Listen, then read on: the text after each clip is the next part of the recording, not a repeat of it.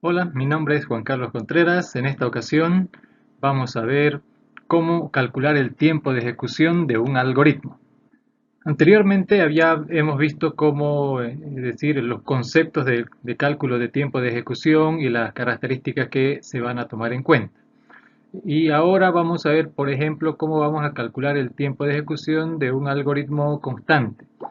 Los algoritmos constantes son aquellos que tienen una cantidad fija de instrucciones.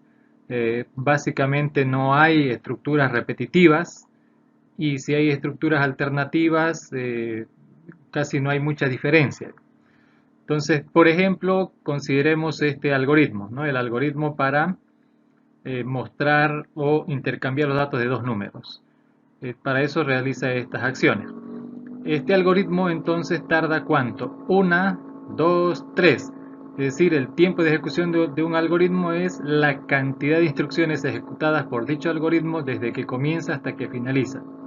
En ese sentido, podemos decir que el tiempo que tarda el algoritmo llamado swap, una, dos, tres instrucciones. Bien, ahora vamos a ver cuál es la forma de calcular el tiempo de ejecución de algoritmos que llevan ciclos, ¿no? Eso significa que los algoritmos no siempre tienen es decir, tienen una cantidad de instrucciones para ejecutar, pero probablemente esas instrucciones o algunas no se ejecutan o se ejecutan más de una vez, que es el caso de los ciclos, porque tiene que hacerlo una vez y otra vez y otra vez, y por eso se llaman ciclos, porque van a repetir acciones más de una vez. Ahora, estos algoritmos que tienen ciclos los hay de dos clases, ¿no? Los algoritmos iterativos, es decir, aquellos que utilizan estructuras de control repetitiva, while, for, repeat. Y también se puede hacer esta clase de algoritmos que procesan un conjunto variado de datos de la manera recursiva. Y como el recursivo es una técnica y esta es otra técnica, entonces a la hora de hacer los cálculos de tiempo, también vamos a tener que usar dos metodologías diferentes. ¿Ok? Hay una metodología para calcular el tiempo de algoritmos iterativos y hay otra metodología para calcular el tiempo de algoritmos recursivos. Entonces, ahora vamos a ver en primera instancia cómo se calcula el tiempo para estos algoritmos que son iterativos, es decir, los que utilizan for, while o repeat. Lo primero que se tiene que hacer en estos algoritmos es enumerar las líneas de código. Como ven, solamente enumeramos las líneas que contienen instrucciones. La línea 1, la línea 2, la línea 3, la línea 4 y la línea 5. No tomamos en cuenta estos otros marcadores, ¿no? Los begin, los end son solo marcadores. While también, lo que cuenta como instrucción es esta cuestión que está aquí, es algo que el computador va a calcular. En este caso, las comparaciones o cualquier expresión que estuviera es algo que la computadora va a ejecutar. Eso es lo primero que hacemos. Siguiente paso. Vamos a construir una tabla de conteo, una tabla que va a tener dos columnas. La primera columna va a estar etiquetada con el número de línea y la segunda columna el tiempo de cada línea, es decir, necesitamos saber cuánto tiempo tarda cada línea. Pero recuerden que el tiempo se refiere a cantidad de instrucciones ejecutadas, es decir, la línea 1, cuántas instrucciones se ejecuta desde que comienza hasta que acaba. Y así lo mismo con las demás líneas. Paso número 3. Aquí solo construimos la tabla y enumeramos las líneas. Aquí hay 5 y aquí 5. Esto todavía no lo anotamos, eso vamos a ir haciéndolo más adelante. Paso número 3. Hay que calcular las instrucciones ejecutadas de cada línea. En cada línea de instrucciones, cuántas veces se ejecuta o cuántas instrucciones se ejecuta desde que comienza hasta que termina. Para esto vamos a hacerlo de tres maneras. Cálculo simple.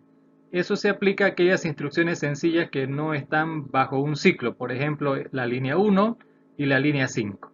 Entonces la línea 1 ejecuta dos instrucciones. Va a hacer esto y luego va a hacer lo demás y no se vuelve a repetir estas dos acciones. Por lo tanto, la línea 1 le corresponde 2, ¿no? Ahí está el 2. La otra línea que contiene una instrucción simple es la línea 5. Entonces la línea 5 contiene una sola instrucción, la de retornar el valor de la variable s. Y anotamos entonces 1. Entonces esas son las instrucciones que les corresponde un cálculo simple. ¿Qué pasa con las líneas 2, 3 y 4? Ellas están dentro de un ciclo, quiere decir que esas instrucciones se van a hacer una o más veces. De hecho, de 0 o más veces todas esas instrucciones. Para ello entonces se debe proceder a hacer un cálculo que puede ser por deducción o exhaustivo. Entonces le llamamos cálculo por deducción, y para ello lo que vamos a hacer es recurrir a otra tabla, como esta, una tabla horizontal esta vez, ¿no? En esta tabla horizontal vamos a colocar la variable que controla el ciclo, es decir, la variable que de alguna manera indica cuántas vueltas va a dar. Y en este caso es la variable n, que es la cantidad de elementos del vector. Entonces aquí va a ir la variable, y en las siguientes filas vamos a anotar el tiempo, o sea, vamos a marcar para anotar el tiempo que tarda las instrucciones de la línea 2, el tiempo de la línea 3 y el de la 4 también deberíamos, pero no hace falta. Dado que estas dos instrucciones están en secuencia, significa eso que cuando ejecute esto, inmediatamente después se va a ejecutar la otra instrucción. O sea que por cada vez que haga esto, también lo va a hacer esta instrucción. Por lo tanto, no hace falta que calcule para ambos. Si calculo cuántas veces se hace esta instrucción, la misma cantidad de veces será para la otra o las otras que hubieran ahí abajo si están en secuencia. Por eso en la tabla solamente vamos a tomar en cuenta la cantidad de veces que se ejecuta esta línea y la cantidad de esta otra línea y nada más. Entonces, en este cálculo vamos a proceder a hacer el cálculo por deducción. ¿Cómo hacemos ese cálculo por deducción? Bueno, como la cantidad de vueltas depende de la variable n, que es un parámetro de entrada y que representa la cantidad de elementos del vector, entonces hacemos una prueba de escritorio. Entonces en la prueba de escritorio anotamos, vamos a probar con un dato, ¿okay? Con un dato. Entonces hacemos correr el algoritmo. Si llega un vector con un dato, entonces va a hacer esto, esto y esta comparación ya va una vez, ¿no? Va una vez. Aquí vamos a anotar un palito por cada vez que se ejecute esto. Está comparando 0 menor que 1. Eso es verdadero, por lo tanto se va a ejecutar esta suma. Entonces un palito para esa instrucción. Incrementa el contador. Ahora ya se volvió 1. Luego compara. Entonces esto lo está haciendo ya dos veces. Compara. Como 1 es menor que 1, eso es falso. Se sale del ciclo, retorna y se acabó. Como pudieron ver, esta línea o esta instrucción se ejecutó dos veces. Dos veces. Y este de acá se ejecutó tan solamente una vez, ¿no? Una. Consecuentemente, hay que volver a hacer de nuevo esa misma prueba, pero dándole otro valor. Vamos a darle a variable n el valor de 2. Comenzamos. Esto vale 0. Compara. 0 menor que 2. Está haciendo la comparación. Como eso es verdadero, suma. Entonces aquí suma. Incrementa. Compara nuevamente. Está comparando si 1 es menor que 2. Como es verdadero, suma. Incrementa. Y nuevamente compara. Está comparando ahora si 2 es menor que 2. Como eso es falso, se sale, retorna y fin. Entonces aquí podemos comprobar que esta línea se ejecutó 3 veces. Esta otra de acá se ejecutó tan solamente 2 veces. Seguimos probando. Esta vez vamos a probar nuevamente, pero con el valor de 3. Entonces con 3, una vez más, compara. Estoy poniendo un palito, recuerden, por cada vez que se ejecuta cada una de las instrucciones. 0 menor que 3, verdadero, por lo tanto suma. Incrementa y compara. En esta ocasión está comparando si 1 es menor que 3. Como es verdadero, suma. Incrementa y compara. Está comparando si 2 es menor que 3. Como es verdadero, suma e incrementa. Y nuevamente compara. 3 menor que 3, falso, se sale y fin. Como pueden ver, esta línea de acá se ejecutó 4 veces, mientras que esta de acá solamente se ejecutó 3 veces. Probamos una vez más. Esta vez vamos a probar con un valor de 4. Entonces comenzamos 0. 0 menor que 4, está haciendo la comparación. Como es verdadero, suma. Incrementa y nuevamente compara. Está comparando si 1 menor que 4. Como es verdadero, suma. Incrementa y luego vuelve a comparar. Está comparando si 2 menor que 4. Como es verdadero, suma. Incrementa y compara. Está comparando si 3 es menor que 4. Como es verdadero, suma. Incrementa y nuevamente compara. Está comparando si 4 menor que 4 y como es falso, termina el ciclo, retorna y fin. Entonces ahora estamos comprobando cuántas veces se hizo esta instrucción. Como ustedes pueden ver, esa línea, la línea de la instrucción que está en la línea 2 se ha ejecutado 5 veces, mientras que de la línea 3 se ha ejecutado 4 veces. Y bueno, ahí podríamos dejar de comparar. Entonces ahora lo que hacemos es analizar lo que estamos viendo por acá.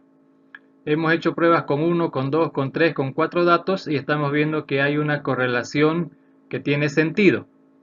Y esa correlación va de esta manera. Cuando tiene un elemento el vector, la instrucción de la línea 2 lo hace 2 veces. Cuando tiene 2 lo hace 3, con 3 lo hace 4, con 4 hace 5. Entonces estamos viendo que hay una relación entre la cantidad de datos y la cantidad de veces que se hace la línea 2. Y esa relación va en este sentido. Este valor es uno más que este valor. Entonces ya podemos predecir el futuro. Es decir, si el vector tuviera 10 datos, entonces estamos seguros de que por este comportamiento se va a ejecutar 11 instrucciones, ¿no? Con 10 datos se van a ejecutar 11 veces la línea 2. Por lo tanto decimos, cuando la variable n tenga un valor, tenga un valor n cualquiera que no conocemos, de todas formas, a pesar de que no sabemos ese valor, pero sí sabemos que va a tardar ese valor más 1, que es lo que queremos decir con esto.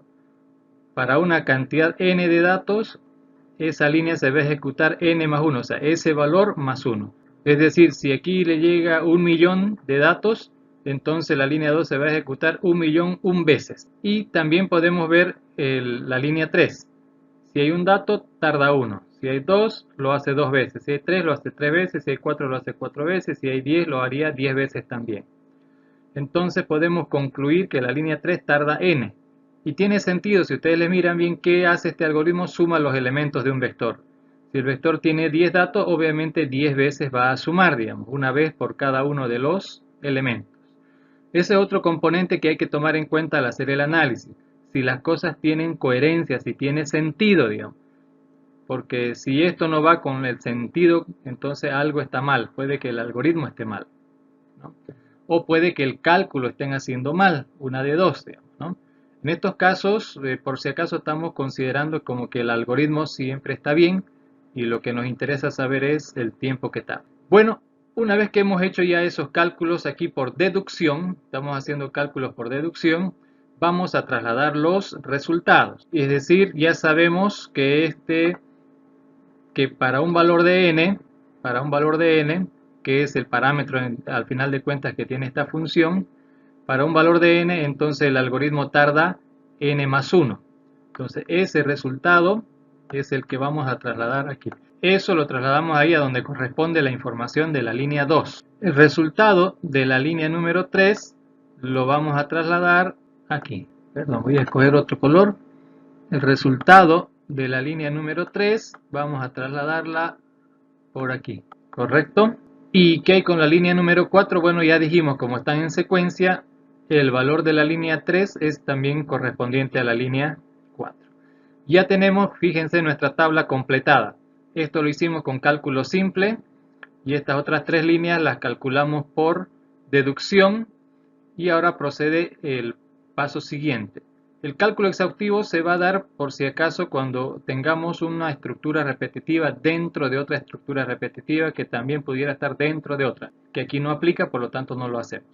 Entonces el paso 4 ahora es sumar los tiempos independientes, es decir, ya sabemos la línea 1 cuánto tarda esto, cuánto tarda el otro, cuánto tarda, ya sabemos cuánto tarda cada una de las líneas, y para saber el tiempo total, entonces lo único que tenemos que hacer es sumar estos tiempos. Para eso usamos la suma algebraica. Entonces aquí tenemos una n, 2n, 3n, 2 más 1 más 1, 4. Entonces aquí llegamos a la conclusión de que este algoritmo, el tiempo que tarda el algoritmo llamado suma para procesar, el algoritmo que tarda suma para procesar n datos, n porque no sabemos cuántos, eso es igual a 3n más 4. Esto de aquí estamos trasladándolo acá. Así debemos concluir el cálculo de tiempo. Estos son los pasos que seguimos. Sin embargo, la respuesta que hay que dar a esto, es decir, el tiempo que tarda esta función es, para n datos, es el triple de n. ese triple de n también tiene un significado, ¿no? El triple de n. N en realidad está queriendo significar lo siguiente: 3 veces la cantidad de datos, eso quiere decir. Este algoritmo 3 veces la cantidad de datos más 4 instrucciones. Correcto, entonces ya sabemos cuál es el procedimiento que se tiene que aplicar para calcular el tiempo. Ahora hay algo importante en computación. No solamente hay que hacer cálculos o alguna cosa, sino que esas cosas siempre se pueden comprobar. Siempre se pueden comprobar. Primero, cuando estamos calculando el tiempo, en realidad no estamos hallando un valor. Como se dan cuenta acá, estamos encontrando algo diferente. ¿Y qué es ese algo diferente? Bueno, en esta ocasión una fórmula. En realidad, calcular el tiempo de ejecución de un algoritmo consiste en encontrar la fórmula que nos va a permitir encontrar el real tiempo. Resulta que este algoritmo no va a tardar lo mismo para sumar un vector con un dato que sumar un vector con 100 datos o sumar un vector con 1.000.000 de datos. Entonces, de ninguna forma podemos decir este algoritmo tarda, por decir algo, 10 segundos. Porque si yo le pongo 100 millones de datos, seguro que no tarda 10 segundos, probablemente va a tardar un poco más. Y si yo le pongo 2 datos, seguro que no va a tardar 10 segundos, va a tardar menos de un segundo. Entonces, el tiempo que va a tardar es relativo a la cantidad de datos que va a procesar. Por eso la correlación acá, ¿no? Entonces, lo que necesitamos para saber, es decir a alguien que este algoritmo tarda tanto sería mentir. Por eso que acabo de explicar. Pero si me dicen cuánto va a tardar este algoritmo para 1.000.000, ahí es diferente, porque ya me están dando una cantidad fija de datos. Para 1.000.000 ya puedo saber cuántos. Pero no voy a hacer el cálculo del tiempo de un algoritmo para una cantidad fija, porque al final de cuentas esto no trabaja con un vector constante, trabaja con un vector con cantidad variable. Por lo tanto, lo más correcto sería crear esta fórmula, ¿no? Construir la fórmula que nos va a ayudar o que va a permitir ayudar.